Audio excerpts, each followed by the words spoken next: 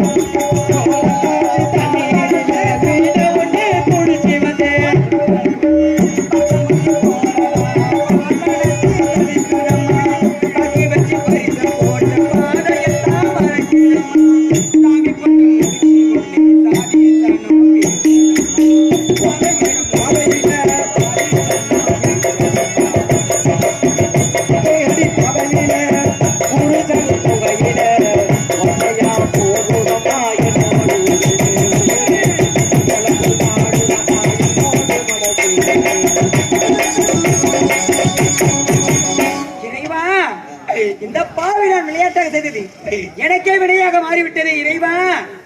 என்னோட தந்தைய திருமண ஏற்பாடோடு இருப்பாரே, இந்த பாவி நான் என்ன செய்வேன் இறைவா? ஒன்றும் செய்ய வேண்டும்.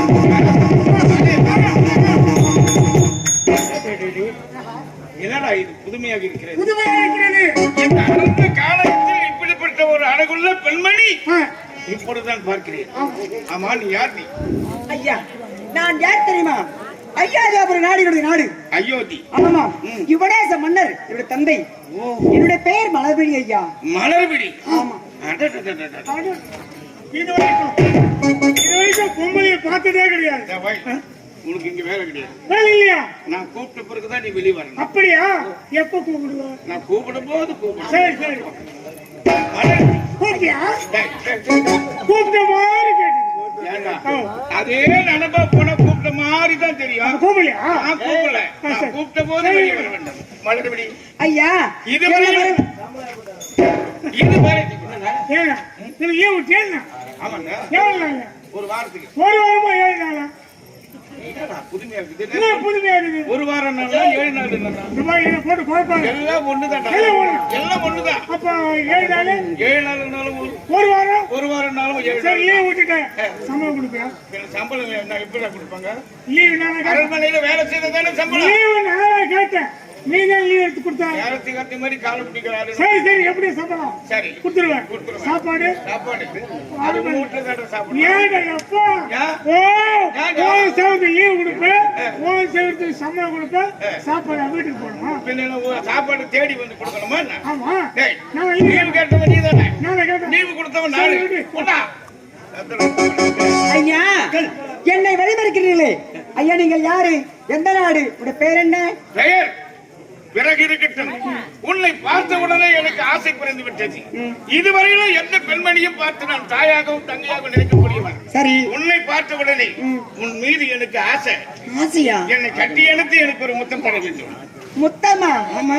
முத்தமா எனக்கு என்னன்னு தெரியாது ஐயா. தெரியாது? ஆஹா. அடி அழகான நடிப்பு, ஆனந்த துடிப்பு, உன்னை நான் கண்டேன் அடி.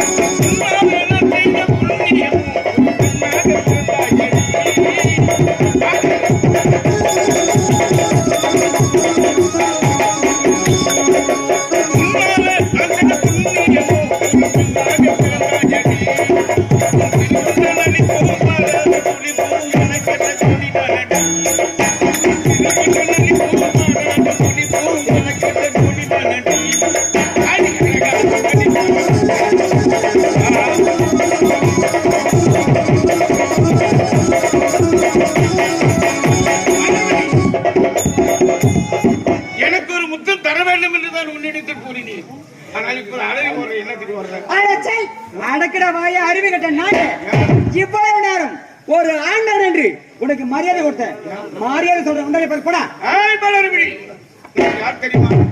அசுர இனத்தை சேர்ந்தவன். நான் நிலத்ததை முடிப்பவன். ஆனால் எந்த கோட்டையில போகுது? மலர்விழி, இப்போது என்ன சொல்றேன்? முடியாதுடா. என்னை கட்டி அணைத்து உனக்கு முத்தம் தர முடியாது. முடியாதுடா.